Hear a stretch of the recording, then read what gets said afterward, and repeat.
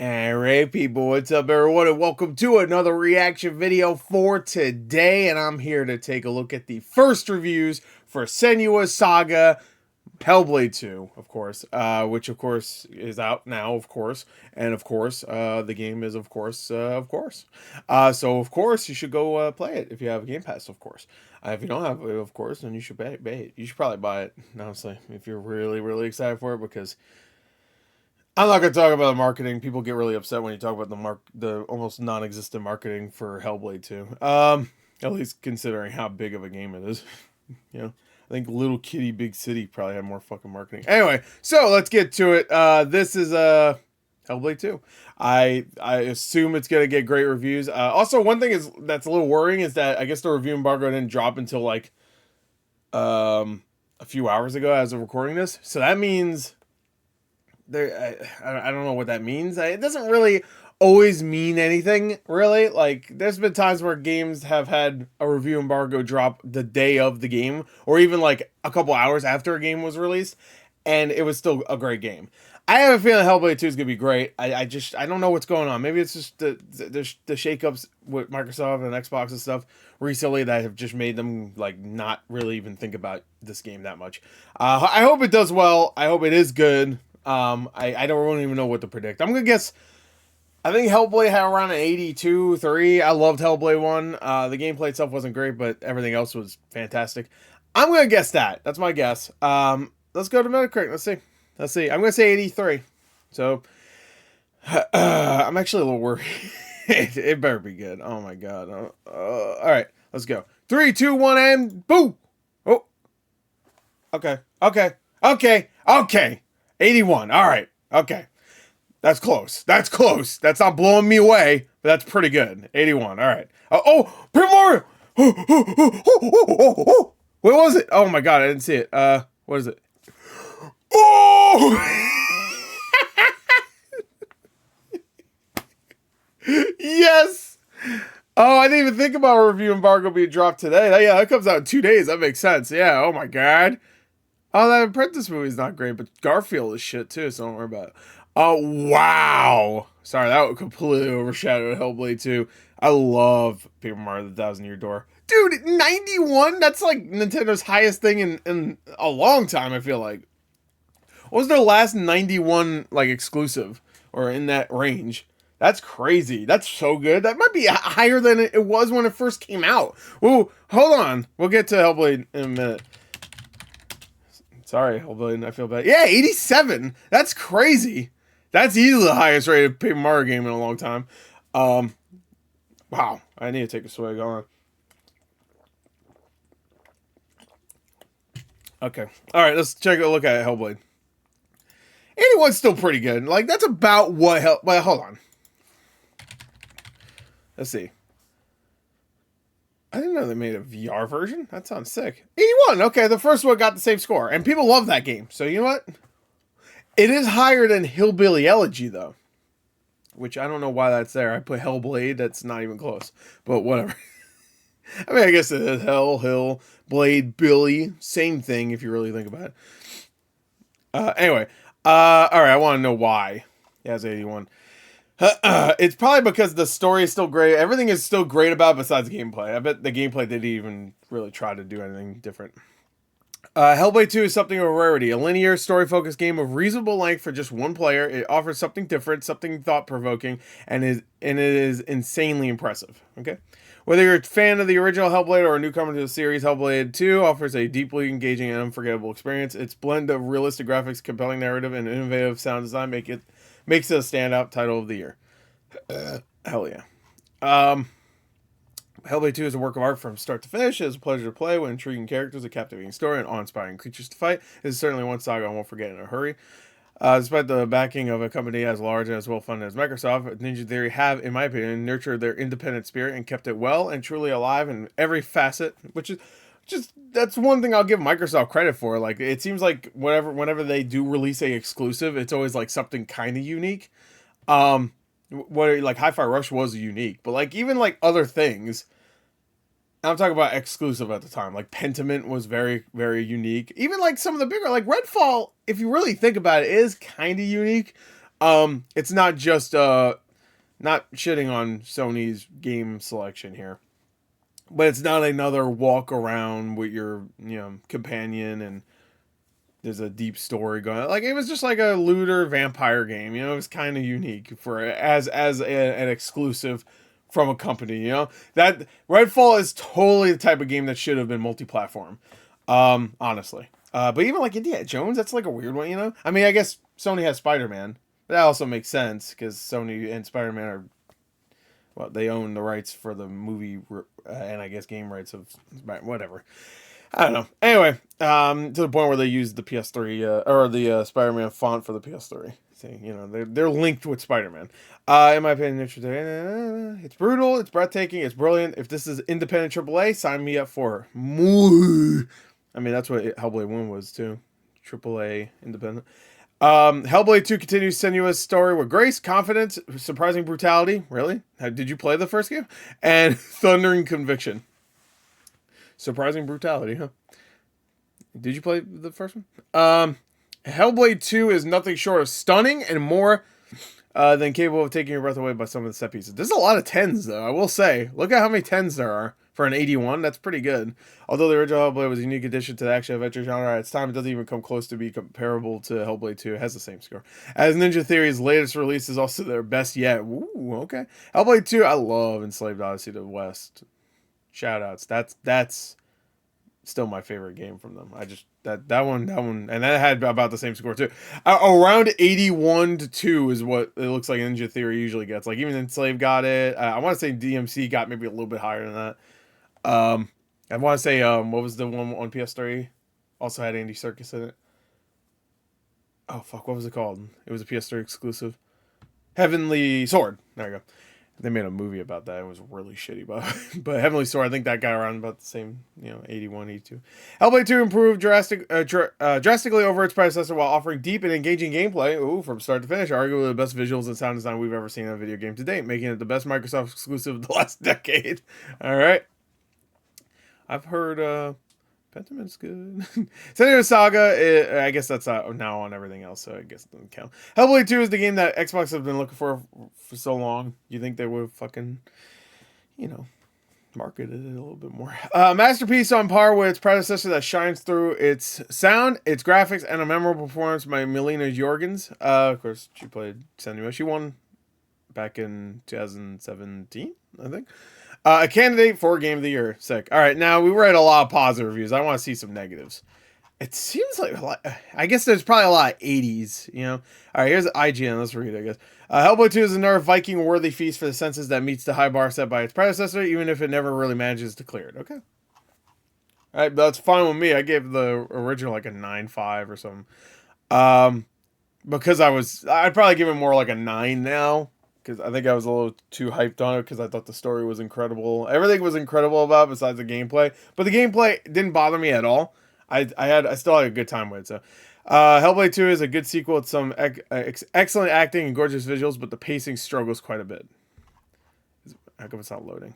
All right, we're going to go to OpenCritic in a second. A short but furiously staged and audio-visually impressive adventure that leaves a lot to be desired in terms of gameplay and narrative. Wow. Ooh, okay. Wow. I wonder how long the game is. I want to know. As the middle of a serious crisis, I think Hellblade 2 is proof of this. Having been in development for almost 7 years tells us that for every year, an hour of gameplay was built. Okay, so it's about 7 hours. That's how long the first one is. It's crazy. Ninja Theory is delivering a very good product. Well, they also were making Bleeding Edge. That probably took some time off from Hellblade 2, and Bleeding Edge was not worth it. No offense, but...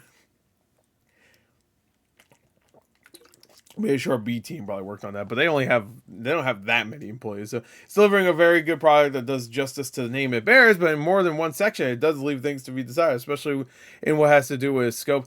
I will agree, if it's 7 hours long and there's no other content and it took them 7 years to make, if this is true that like there's things left to be desired, not that I expect everything to be amazing just because they took 7 years to make 7 hours worth of game.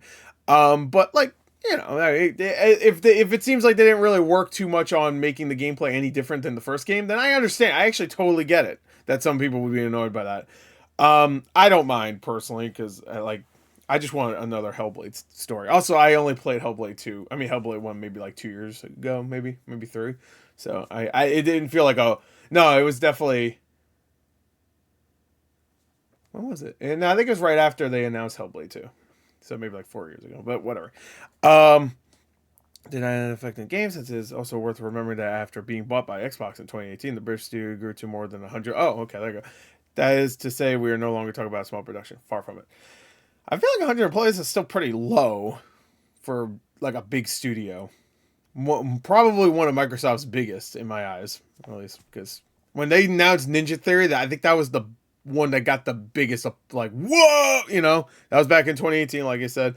And I want to say that was the one that was like, whoa. I was like, that's a good get. Hope it is still. Hope they don't close it. Anyway, all right, let's go to OpenCritic. 90 baby and 82. Okay. That's what I figured. Hey, 82, same as Stellar Blade. And Stellar Blade's pretty great. So even if it's maybe a little long, it's like, all right, come on. I feel like it's actually a little too long.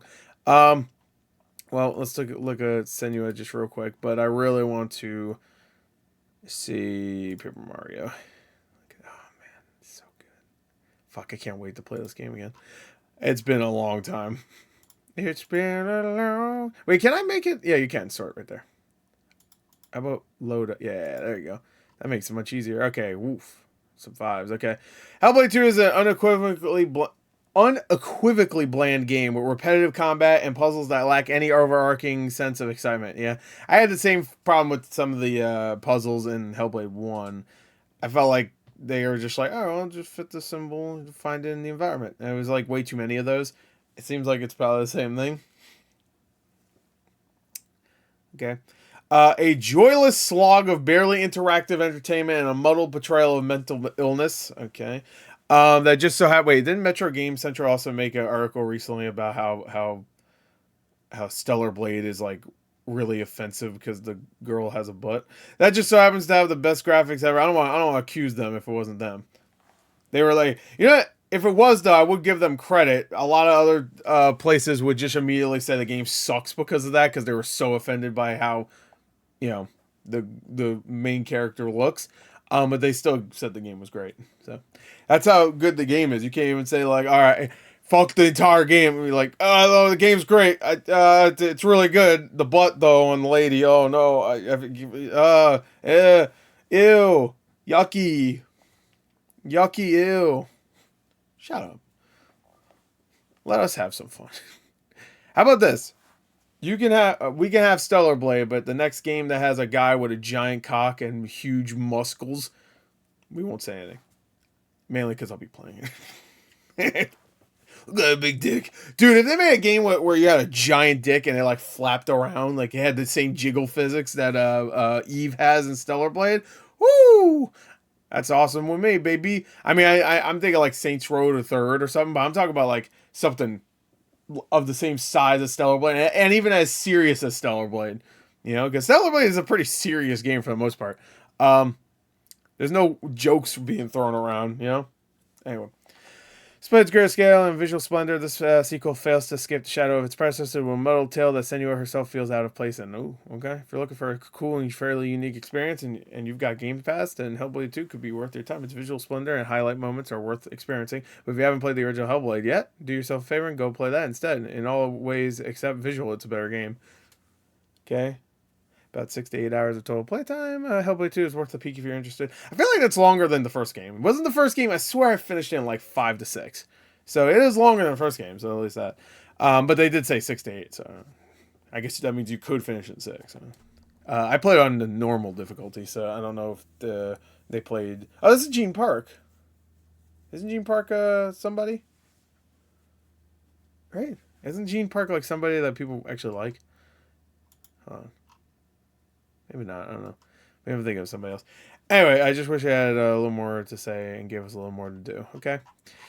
Yeah, alright. Short but furiously staged and audio-visually. Yeah, okay. Let's get sequel. I read that. Features intense audio, beautiful graphics, and wonderful camera work, creating a powerful presentation that's worth experiencing. However, the narrative doesn't quite stick the landing. What the fuck? Really? Have a great time here. Damn, that's like the third one that said the narrative doesn't stick it, like, or it wasn't that great. That's crazy because I thought that like that was the most surefire thing, and it seems like a lot of people do think it's good, but it has a gripping and adult story in a surreal world that is incredibly beautiful to look at despite its horrors. If you like cinematically staged games with a gripping story, go for it. Hell yeah. By offering the best visual experience and legendary story, the gameplay systems of Senua's Saga Hellblade 2 hindered the final result, but still, it seems like it's not as, I don't know. I thought like if they didn't change up the gameplay at all, people were going to be really upset. But it doesn't seem like, I mean, that was a negative one. Yes, it hinders it and stuff like that. But I remember people really not liking the gameplay of Hellblade 1. And I thought if they didn't really change it that much, people were really going to not like it in Hellblade 2. But it seems like, you know, most people were like, it's good, it's good, it's good, and it's not that good. It's good, it's good, and it's not that good. Yeah, I don't know. That's from what I gathered. Anyway, Animal, look at that.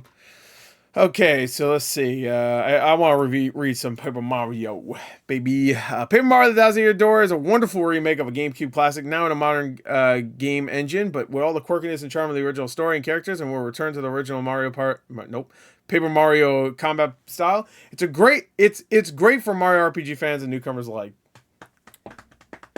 Sick. 9, 4 half 5. Okay. For 20 years, Paper Mario: The Thousand Year Door has been held as the best Mario RPG of all time. You're goddamn right. And the Switch remake proves it has earned that title. It's a fantastic RPG adventure, whether you're a Mario fan or not, with some best-in-class combat, brilliant writing. You're goddamn right. I like Paper Mario. I mean, not Paper Mario. I do like Paper Mario. But I do really like Mario RPG. But I hadn't played that game since I was a kid. And honestly, after fully finishing Mario RPG, the remake, I'm not 100% sure if I finished that game when I was a kid, because I really didn't remember any. Like, I was like playing it, going, oh yeah, I remember this, oh, that's cool. And then towards the end, I'm like, I don't. That's not a very long game either, and not like super hard either. But I don't remember if I finished it, because it was starting to go like, what? I did remember though they had like a secret boss at the end though, so man, I don't know. Maybe that was just something I remember along the way in my life, you know, just like passing by. I don't know. Anyway, yeah, no, Thousand Year Door is fantastic. And a few little creases ironed out to make this definitive way to play. Thousand Year Door. We wish there was a little more to do post credits, but there's no doubt about it. It's a beautiful looking Switch remake and a must play RPG. Fuck yeah.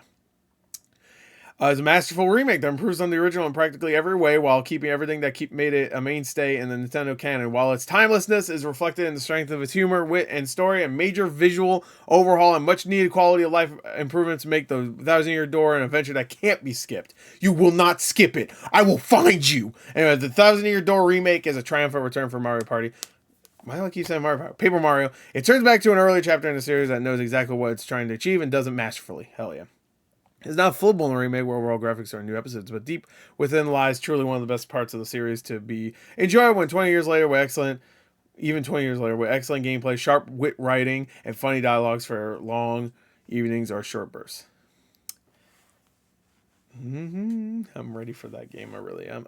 Paper Mario: The Thousand Year Door is a classic RPG with a perfect blend of turn-based combat and adventuring complete with a rewarding, unlockable ability system that encourages you to explore every nook and cranny, plus its updated graphics, hilarious humor, and welcome gameplay improvements, making it more accessible than ever. Shit, yeah. Oh, here's a 10. Look at a 10, 4.5, recommend. Is a masterpiece that continues to enchant nearly 2 decades after its initial release. Please give us a sequel after this. Dude, Nintendo, look at the positive reviews. Ooh, 91. That's our highest reviewed game in a little while, and it's just a remake. Oh, how embarrassing of us. Oh, I guess Wonder was the last one, thinking about it. I said earlier that must have been their highest rated thing, but Wonder, of course. I mean, that was a few months ago. That was a few games ago, if you think about it. Princess Peach wasn't that great, and Mario vs. Donkey Kong, of course, and Mario RPG had great reviews, but not that high. Another Code didn't get like great reviews. I'm thinking of all Nintendo published things. Whatever. Point is that Paper Mario is still great. So 90 here, 91 Metacritic. Okay. It sounds great. I can't wait. So this is a good fucking week for gaming, bro, because Hellblade 2 and Paper Mario. System Shock came to consoles, by the way. I should have got my copy today, but Amazon didn't ship it fucking yet, even though it was supposed to get shipped and delivered today. I still didn't get an email. Well, actually, hold on. Let me see. I haven't checked mine. Let's see. Nope. Fuck you. Amazon still didn't ship my copy. I was supposed to get it today. They didn't even ship it. What the fuck? Anyway, I really want to play Mullet Mad Jack. I keep hearing it's fucking so good. And look, Die by the Blade is not good, and that's not surprising. Lorelei and the Laser Eyes. Braid. Fuck Braid. Anyway. Alright, cool. So there you go. That's Hellblade 2 and Paper Mario 1000 Year Door. Both of them are great games, and you should play both of them. So there you go. And Hellblade 2 is out right now. So go play it if you have a game. The Game Pass and the extra badge. And PC, I assume. Anyway, that's it. Bye.